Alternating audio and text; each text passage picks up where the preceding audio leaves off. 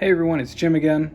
Welcome back to Kanto Kid, our walkthrough of the red and blue versions of the Pokemon games. We're going to catch all 151 Pokemon.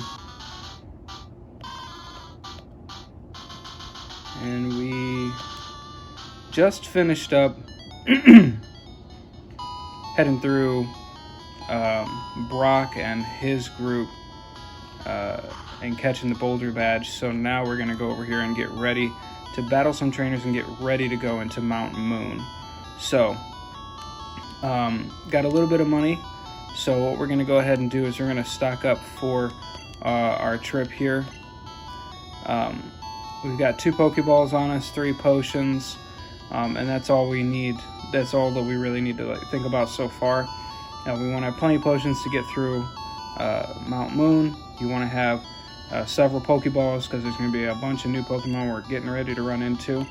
So at here, I'm just going to go ahead and buy, let's say, 8 Pokeballs, how to do it. There's going to be 5 new Pokemon between here and the end of Mount Moon that you're going to run into. And then there's going to be another one after Mount Moon that you're going to run into as well that we're going to want to catch. So you want to plan on being able to snag around 6 Pokemon. Some of these Pokemon are not that easy to catch. So just beware, so like your Clefairies and Jigglypuffs as we get into and right up before Mount Moon. They're going to be low level, but they're going to be hard to catch. You need to be very careful with how you get their health down. So what we're going to do is we got a couple or 1 potion already, and we're going to grab a couple more just to be safe. Hopefully we won't need them, but if we do, we've got them on hand. So now we're going to head over here. We're going to whoop on some trainers. There's a bunch of trainers over in this direction. All of them will be relatively easy to take out. And again, we've got our set here. As I've told you before, you want to make sure that your highest level Pokemon are at the bottom, lowest level at the top. From there, how you arrange them, it's up to you. My personal way of doing things is I'll arrange them by health, max health. And then if they have a lower health, I'll put them at top, and higher health, I'll put them at the bottom, which is why Pikachu, even though he's level 10, he's below these other 3. Past that, however you want to do it, create your own system, whatever, but I would definitely still recommend following this level structure as you move throughout the game. It's going to keep your team well-rounded and able to take care of late game issues as you run into them. So we're going to go ahead and start this battle.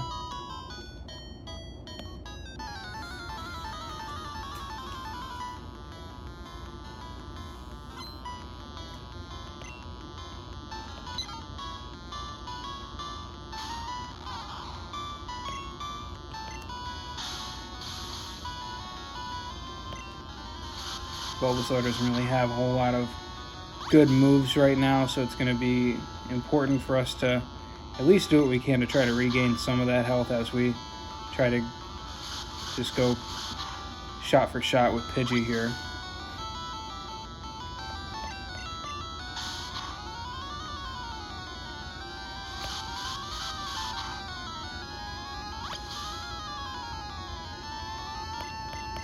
Not a huge help, but every little bit does help. And that should be enough from Pidgey there. And we don't want our Pokemon getting knocked out. So what I'll do here is we'll swap out Bulbasaur. And let him take out this other Pidgey.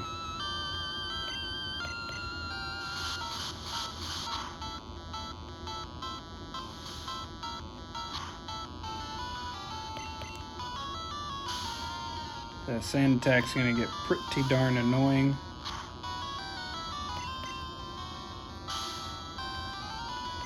And we may need to swap out Squirtle here in a second just to reset the accuracy stat.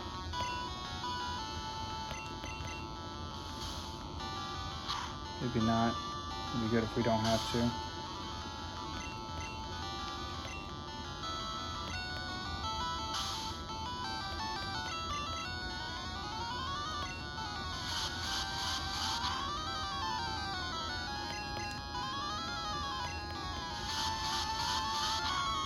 You really want to pay attention to, when you get to a point like this, how many hit points are you losing per attack from your opponent. So I had 17 down to 11, so I can take one hit from Pidgey before I need to worry about swapping out Squirtle.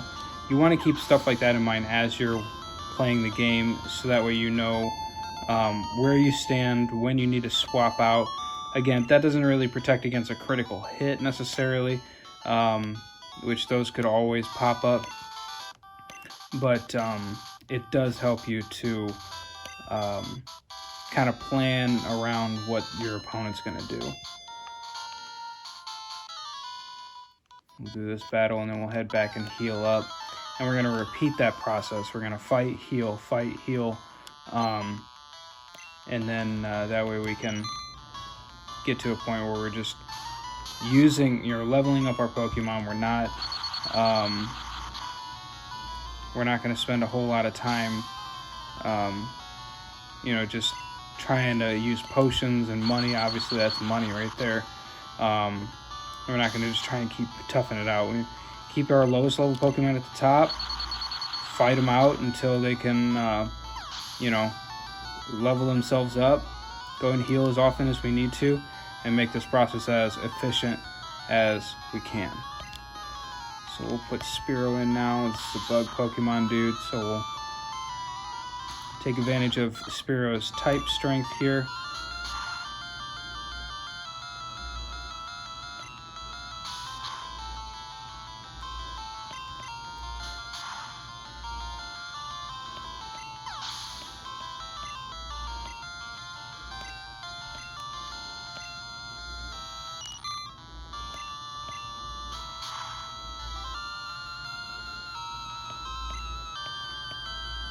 And we're just going to repeat this process, like I said.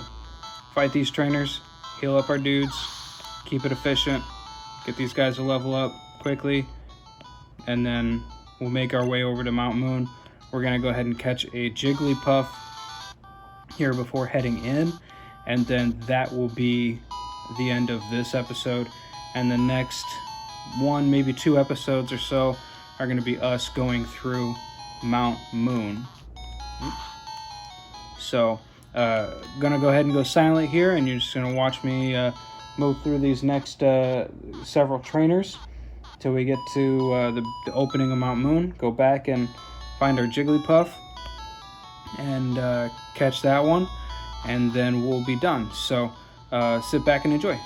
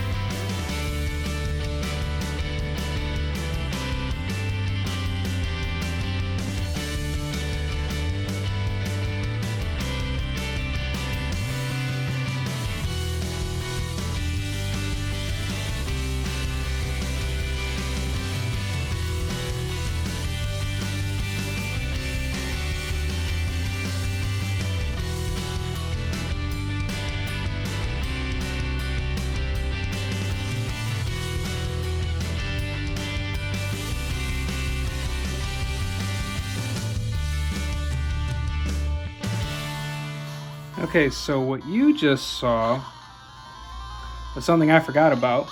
When you trade over Pokemon, um, they know that you're not the original trainer. This is the stankiest thing I think the Pokemon creators ever came up with. So it knows it's not your trainer. So until I think it's the Cerulean City Gym, until you get that second badge, there is totally the chance that any traded Pokemon are just gonna flat out ignore what you told them to do. Like you just saw Bulbasaur do. Bulbasaur was like, I told him to do tackle. He's like, yeah, I'm gonna do something else. He's not at a level where he's unruly, where he's like too high of a level for me to control. But because he is a traded Pokemon, until I get that first gym badge that allows me to control anybody no matter what level they are underneath a certain level, that's a possibility.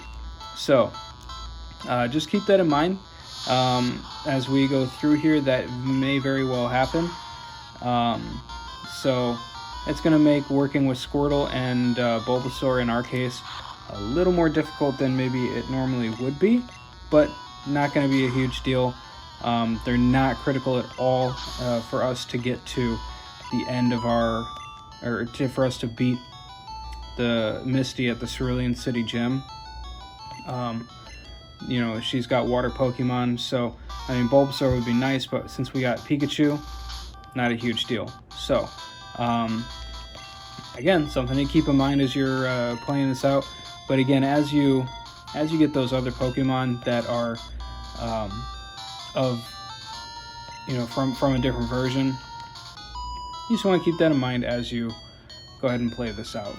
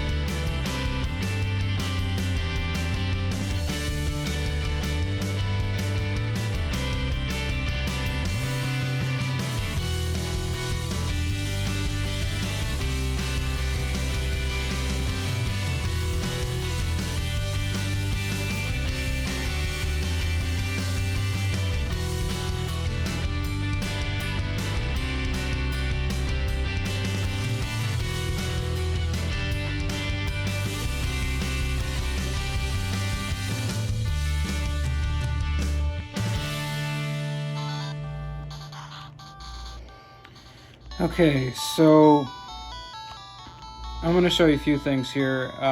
This guy here, if you are looking for it, this dude will sell you a Magikarp for $500. For our purposes, we have traded over all three starters. So we've got a solid water Pokemon, solid grass, solid fire. We don't need Gyarados, which would be the reason that you would get Magikarp. If you do not have both versions and you're just playing one at a time, or for whatever reason you would want a Gyarados early on, Gyarados is a great Pokemon, very strong, and this is the time to do it if you want that Pokemon as early as possible. If you're a little impatient, you got the cash. We do have the cash. We just got done beating a whole bunch of trainers, so we could do that. But for us, again, number one, we've got a water Pokemon, a solid one at that. And number two, we can get a Magikarp for free later. Usually I do jump on this and get the Magikarp. But for our purposes today, I'm not going to do it. I'm just going to say no, we're good. and we'll keep it moving. So we've gotten all the trainers. As you likely saw, Squirtle and Bulbasaur have become gigantic buttheads. They absolutely are at the place where they are not listening to a thing I say, which is fine. They are backup Pokemon for the remainder of this particular go here. And I'm going to throw Butterfree up front because we're now going to take a few minutes and catch us a Jigglypuff. So Jigglypuff, again, the odds of catching them, just like Pikachu, super small, or I should say the odds of running into them. So what we're going to do is just try to run into that Jigglypuff as early as we can. I don't need to level up my Pokemon, so I am going to run from every one of these fights that I can, and until I can find that Jigglypuff, and we will come back here when we hit him.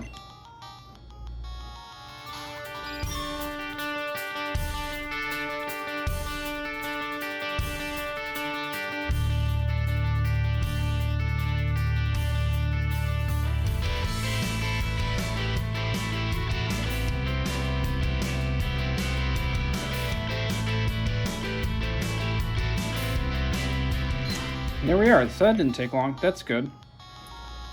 So again, these Pokemon are really low level. The only thing that's going to make things difficult for us is that Jigglypuff, the only move it knows, I think, at this level is Sing. So it's going to make all of your Pokemon go to sleep. We want to hit it with something that is not going to knock it out quite yet. What would be nice if we can get a status change here on Jigglypuff, because again, Jigglypuff's hard to catch. Even with its hit points down that low. So put in Pikachu, yep. I am going to leave Pikachu in until it wakes up, and then I'm going to hit it with a Thunder Wave to paralyze it. Your chances of catching a Pokemon when its status is altered are higher than when it's not. So I don't want to waste Pokeballs. I don't want to waste anyone's time, especially not mine. So I'm going to go ahead and wait until Pikachu wakes up, hit it with that Thunder Wave, make it paralyzed, and then as soon as that's done, I'm going to go ahead and start throwing Pokeballs, which hopefully at that point I'll only need one. It's going to be real frustrating until we can get Pikachu to just wake up, not go to sleep after Jigglypuff tries to sing. That's going to be the only tough part about this. And if I get put to sleep again, I may just try to... Good.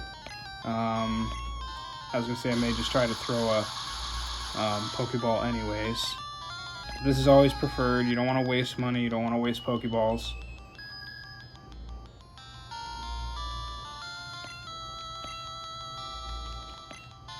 Hopefully this one will do it. Cool. Done.